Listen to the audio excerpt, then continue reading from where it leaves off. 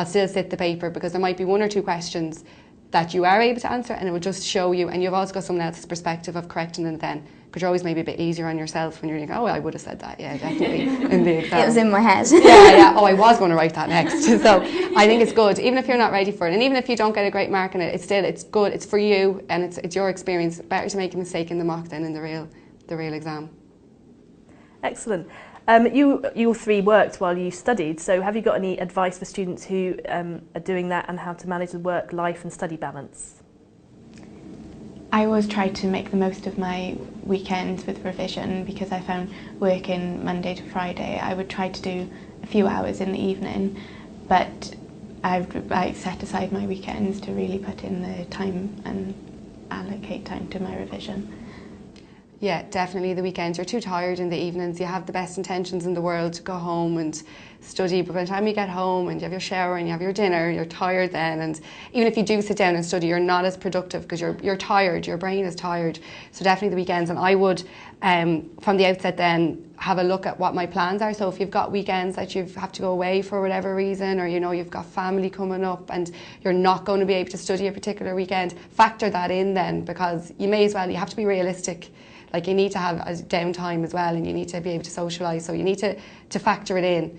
And I think then it's by planning it ahead. I nearly know, like, no, I can't do such and such that day. I'm studying that day, but then I'll go out for dinner on Sunday. And, you know, like, you have a plan, so you need to be realistic with it.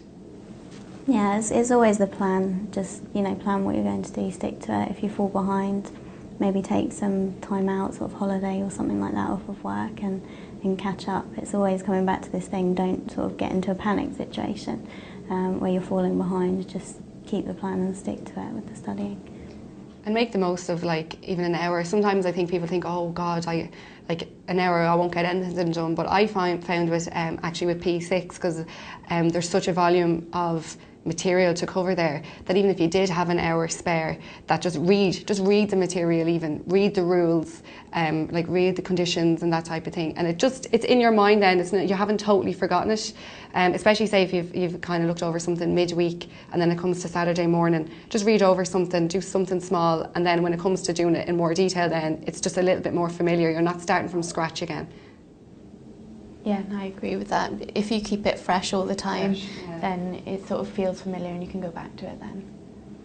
Excellent. Catherine from Ireland asked what study resources you used. I used the Kaplan tuition book and the exam kit, so I could practice all of the questions and allocate time and make sure I could complete the questions to the time. For me, it was the BPP textbook, practice and revision kit, and the pass cards. The pass cards are brilliant when you're leading up to the actual exam day, because you can take in a lot from those, and they're really sort of simplified, and visually they're great for remembering things.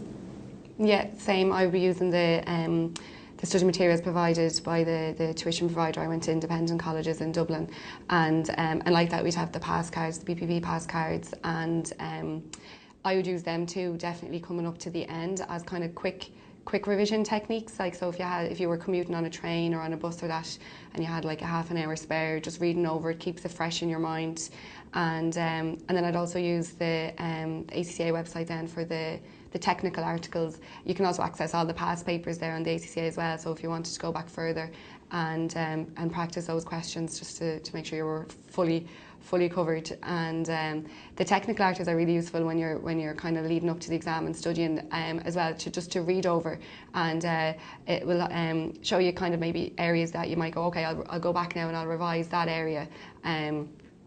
It just makes sure you are covering everything. You're not going to miss one. You don't want to be panicking, so they're all very useful. Try to cover all of them. Yeah, I think the technical articles cover a lot. And some bits you'll think, okay, I know that, I've learnt that, and then there are other bits, like you said, that you think, okay, I didn't pick up on that, so I've got to go back and recap on that area, so that's quite important. They're really good for the professional exams as well. I use them quite a lot. Yeah, and I find the technical articles good, because sometimes they may just phrase something differently to the tuition book, so you just kind of have a different, I suppose, perspective of it, and you might just word it that way if you found it just might just relate to you a little bit better, and you might understand it a little bit better.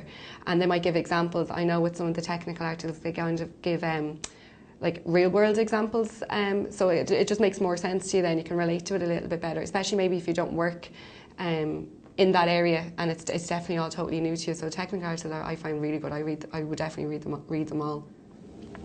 Yes, and on the ACCA website you can go into the exam paper that you sit in to see all the relevant ones for that certain paper. So I'd made sure I'd read all of the ones under that title. I used to read as well. Again, I would do it near the end because you've kind of covered the material then, the examiner's reports from the previous sittings, because examiners will tell you the areas where students are maybe not focusing enough, or like areas that you need to be covering. I think with the tax exam as well, the examiner was fairly new for the exam I was sitting, and they were able to highlight, right, okay, students were good in this area but they were weak in this area, so you kind of like, okay, make sure you know the fundamental areas that are going to kind of be across the syllabus. So I found them very good, the articles written by the examiners at the end after the exams. I think it's quite important to learn some of it, study some of it, and then go onto the website, because it makes more sense once you've sort of got to grips with it. Because if you go straight in there and look at some of the articles, it can be a bit daunting at first. So it's better to sort of do it perhaps after a month or so of starting to study it, so that you've sort of got to grips with the core syllabus.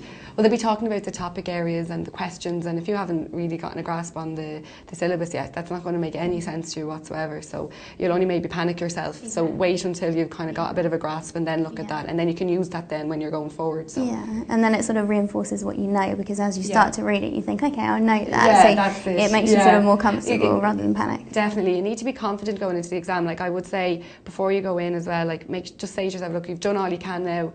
Just go in, believe in yourself, just do your best. Like, there's no point kind of panicking at the end. You're not going to do yourself any favours. So kind of go in confident, you'll be able to even you'll write something that you might normally write, and it could be right, and it could get you a few marks. So it's definitely better than going in kind of not confident and panicking.